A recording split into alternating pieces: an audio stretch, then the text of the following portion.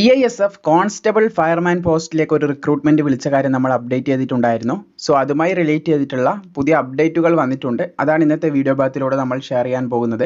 അപേക്ഷിച്ചവരിലേക്കും അതുപോലെ ഈ ഒരു വീഡിയോ ആവശ്യമായി തോന്നുമെന്ന് നിങ്ങൾക്ക് അറിയാവുന്നവരിലേക്കും വീഡിയോ ഷെയർ ചെയ്യാനായിട്ട് മറക്കണ്ട. വന്നിട്ടുള്ള അപ്ഡേറ്റിലേക്ക് കിടക്കാം. സെൻട്രൽ ഇൻഡസ്ട്രിയൽ സെക്യൂരിറ്റി ഫോഴ്സിലേക്ക് recruitment of constable fireman male 2024 ക്ഷണിച്ച കാര്യം നമ്മൾ അപ്ഡേറ്റ് ചെയ്തിട്ടുണ്ടായിരുന്നു.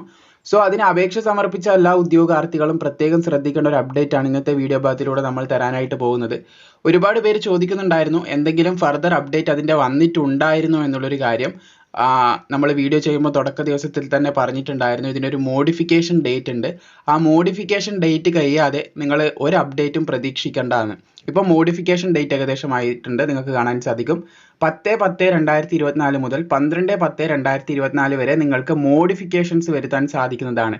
എന്തെങ്കിലും ചേഞ്ചസ് നിങ്ങളിപ്പോൾ കൊടുത്തതിൽ എന്തെങ്കിലും മിസ്റ്റേക്ക് പറ്റിയിട്ടുണ്ടോ അല്ലെങ്കിൽ മറ്റെന്തെങ്കിലുമൊക്കെ തെറ്റുകൾ വന്നിട്ടുണ്ടോ അത് നിങ്ങൾക്ക് മാറ്റാനായിട്ട് സാധിക്കും. പ്രത്യേകം ശ്രദ്ധിക്കേണ്ടത്, ആര് തെറ്റുകൾ തിരുത്തിയാലും 200 രൂപ അതിൻ്റെ ഫീസായിട്ട്, അപേക്ഷാ ഫീസല്ല, കറപ്ഷൻ ചാർജ് ആയിട്ട് നിങ്ങളുടെ അടുത്ത് നിന്ന് ഈടാക്കുന്നതായിരിക്കും. അത് പ്രത്യേകം ഒന്ന് ശ്രദ്ധിച്ചിരിക്കുക. തെറ്റ് തിരുത്താനായിട്ട് നിങ്ങൾ 200 രൂപ ഫീ ആയിട്ട് അടക്കേണ്ടതായിട്ടുണ്ട് എന്ന് പ്രത്യേകം ശ്രദ്ധിക്കുക.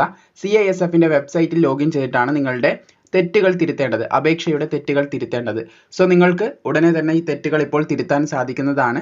മാക്സിമം ഈ കാര്യം CISF മിനിമം +2 ആയിരുന്നു വിദ്യാഭ്യാസ യോഗ്യത. കേരളത്തിലാണ് ഇതിൻ്റെ സെലക്ഷൻ നടക്കുന്നത്. ആദ്യം നടക്കുന്നത് ഫിസിക്കൽ ടെസ്റ്റ് ആണ്. ദെൻ ഓൾസോ ഇതിന് നെഗറ്റീവ് മാർക്കിങ്ങോ കാര്യങ്ങളോ ഒന്നും എക്സാമിൽ വരുന്നില്ല. ഇതൊക്കെ നമ്മൾ മുൻപ് ചെയ്ത വീഡിയോയിൽ ഡീറ്റെയിൽ ആയിട്ട് പറഞ്ഞതുകൊണ്ടാണ് അതിലേക്കൊന്നും അധികം കിടക്കാത്തത്. അപേക്ഷിച്ചവർ എന്തായാലും നമ്മളുടെ വീഡിയോ കണ്ടിട്ടായിരിക്കും അപേക്ഷിച്ചിട്ടുള്ളത്.